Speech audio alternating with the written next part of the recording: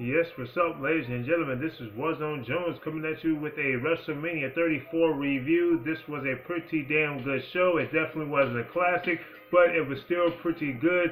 I wouldn't say any match got on a classic level, but the show was still pretty damn good, I felt.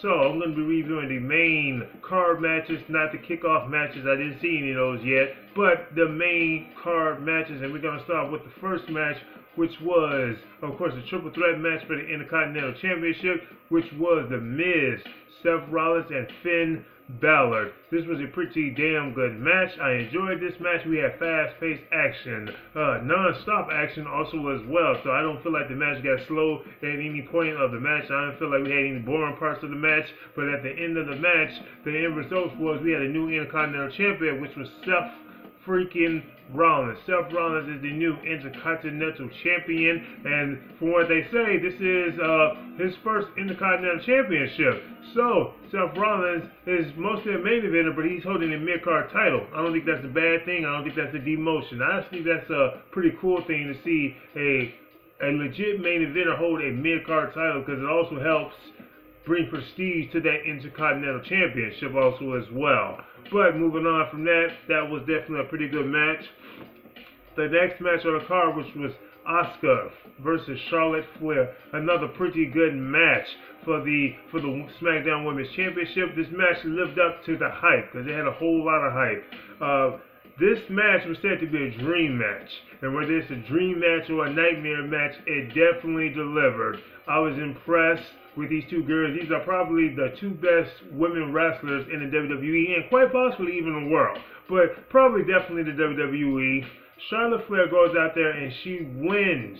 She retains her SmackDown Women's Championship, and I was a little bit surprised, just a little bit. And the reason why I say a little bit surprised, because the last thing I was expecting was for Charlotte Flair to win, especially in that fashion. She submitted Asuka. And Asuka had so much momentum coming in this match, it looked like they was grooming her to be the next world champion. Like she won the first ever Women's Royal Rumble. She was undefeated also as well, so she had so much momentum.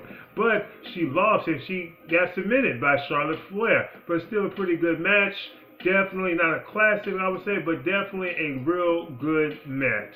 Moving on to the next match, which was a fatal four-way for the United States Championship. This match, I wasn't really that into this match, and the match really wasn't that good, to be honest with you. It was average. It was an average match that they basically wrestled that you would see on SmackDown. And the outcome of the match also, to me, is even worse because it's Jinder Mahal, someone who I am not a fan of. He's just a boring wrestler to me. His in-ring work is boring. His character to me is boring. Like, I was like, hey, we already seen that before. Just boring. I don't want to spend any more time on it. So let's go on to the next. The next match, which was Kurt Angle and Ronda Rousey versus Stephanie McMahon and Triple H in a mixed tag team match. Definitely delivered. This match definitely delivered. Ronda Rousey, she went out there and she definitely looked good. And I'm not talking about her looks, I'm talking about her in-ring wrestling ability. It looked real good. So this match had good action combined with good storytelling. And this match definitely delivered. Your winners, Ronda Rousey and Kurt Angle, just as I figured. But definitely good, and I'm glad I saw it. Like, it was a real good match. The next match was the New Day versus the Bludgeon Brothers versus the Usos. This match, again, like average. They definitely didn't do what I felt like they definitely could have done. The Usos and the New Day, like these guys have had real good tag team matches, and then if you add what the Bludgeon Brothers can do also as well, these guys should have had a way better match than what they had. So it wasn't a bad match, but at the same time, it was a forgetful match. So to me, this match was just like average. It was an average forgetful match. It wasn't bad or anything like that. They didn't stink up the place, but at the same time, it was like, that was really nothing. Like, seriously, it was an average match. Nothing. The Bludgeon Brothers also are the winners. They are the winners and, the champs.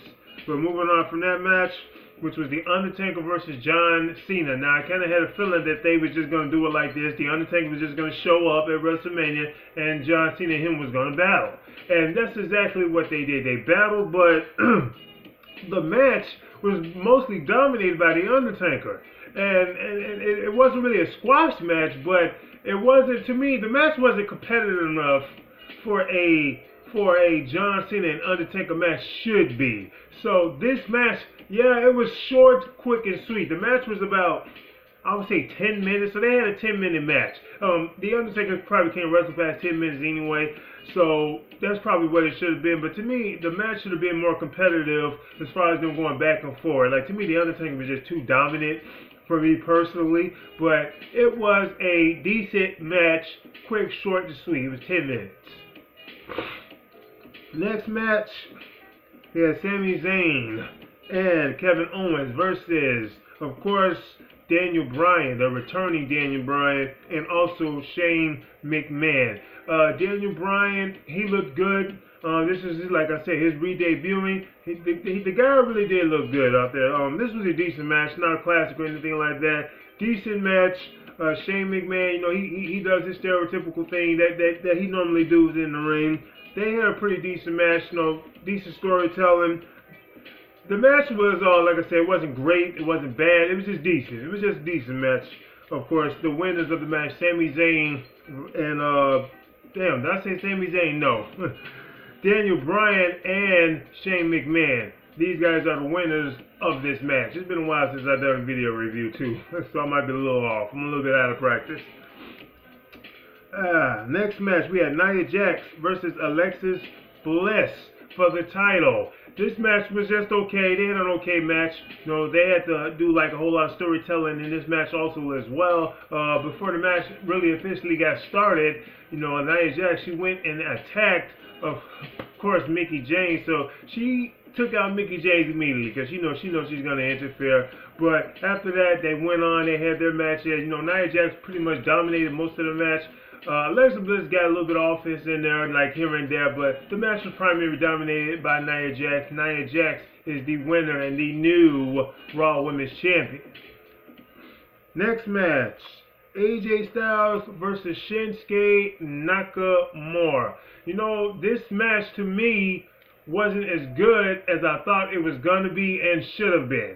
And the match wasn't bad.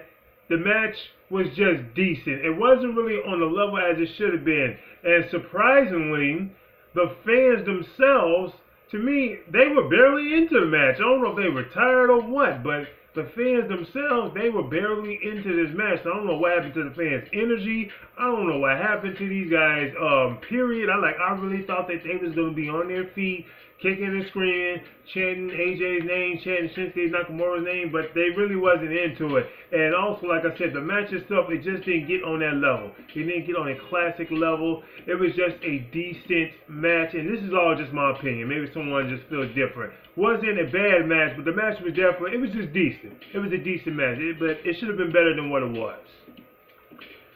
Next match, we had The Bar versus Braun Strowman. This match was awkward in a way.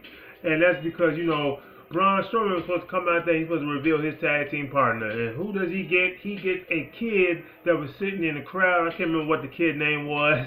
But he gets a kid to be his tag team partner. What did the kid do? Well, he didn't do anything. Like, he didn't do no grappling, no punching, no kicking, which he probably shouldn't. I think that's like a 10-year-old boy. But the kid didn't do anything. Braun Strowman basically dominated the Bar by himself. And yeah, he retains the tag team championships with this kid. So, let's move on from that. The next match, which was the main event, and I figured this was going to be the very last match, Brock Lesnar versus Roman Reigns. Brock Lesnar and Roman Reigns, they had a pretty good match. This was a real good match. Again, not a classic match, but I would definitely say memorable. It was a pretty good match. And your winner, and still Universal Champion Brock Lesnar. I didn't think that Brock Lesnar was going to retain this title. You know, we hear rumors about him like leaving, like because his contract is up, him going back to the UFC. You know, when I hear stuff like this, you're probably going to be thinking, well, of course he's going to lose. And on top of that, it's Roman Reigns. So Roman Reigns went out there and Brock Lesnar went out there. He did his Suplex City thing. You're thinking that Roman Reigns eventually is going to make a comeback and get the win because he got F5 5 times. 5 times. And one of those times he put him through an announce table with the F5. So, but although Roman Reigns did his comeback, he never come back with a win. Brock Lesnar beats Roman Reigns and retains the Universal Championship. So I was a little surprised at that because, again, it's Roman Reigns. He's supposed to be like the guy now. But no, Brock Lesnar wins. So I was a little surprised at that. And I was glad to see that because that way we don't want a bunch of predictable matches. So this was a pretty damn good show. Definitely well worth your time. Wrestlemania 33. That is my review, and everything I said is just my opinion. So if you haven't done so, please subscribe to my channel. Yo, I'm out. Juice.